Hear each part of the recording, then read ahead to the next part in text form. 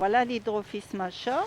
Donc, on prend en photo surtout au niveau de la queue pour distinguer si c'est un mâle ou une femelle. Ce serpent, Monique et Geneviève ne le voient que très rarement aujourd'hui. Membres des Fantastiques Grand-mères, elles observent et répertorient depuis 10 ans les joyaux marins de la baie des Citrons.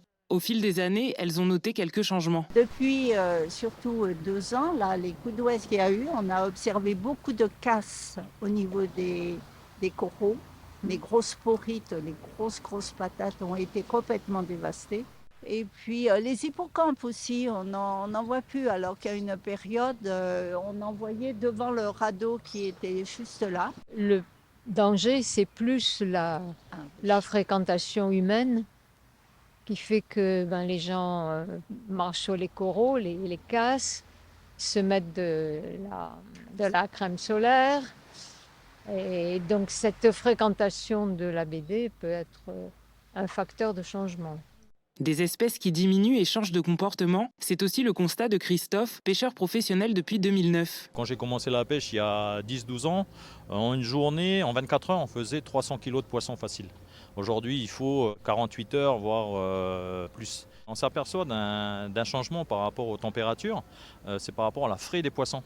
Et là, on s'aperçoit que, à une certaine époque, les poissons, ils s'accouplaient, ils frayaient donc, au mois de décembre. Et aujourd'hui, c'est plus octobre-novembre. C'est sûr et certain qu'il y a des causes créées par le réchauffement climatique. Hein. Bon, on n'est pas des scientifiques, mais voilà, on a quand même un œil sur la mer, quoi. Donc, on observe pas mal de choses. Au contact quotidien avec la mer depuis l'enfance, Pierre, habitant de la tribu de Djéoulou à Lifou, est marqué par l'évolution du paysage marin lors de ses pêches en plongée sous-marine. Au temps des vieux, ils pêchaient, même à la plage, ils lâchaient la ligne, ils attrapaient du gros poisson. Du coup, aujourd'hui, pour avoir du gros poisson, on est obligé de sortir. Il faut aller derrière les deux pointes pour aller chercher des gros poissons. Aujourd'hui, j'observe que les coraux ils reviennent, mais à des moments donnés, les coraux ils ont vraiment pas disparu, mais ils ont eu un impact par rapport au réchauffement climatique. Blanchissement, puis les coraux ils meurent.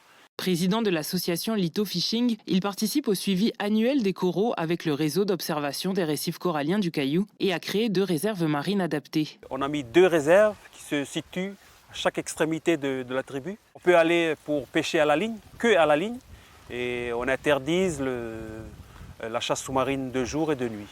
Je pense que tout le monde est concerné par le réchauffement climatique, chacun est responsable. Donc nous aussi, par derrière, on encourage beaucoup de la population et notre jeunesse à aller vers cette mouvance-là, c'est-à-dire préserver l'écosystème marin pour nos futurs enfants et nos petits-enfants, arrière-petits-enfants.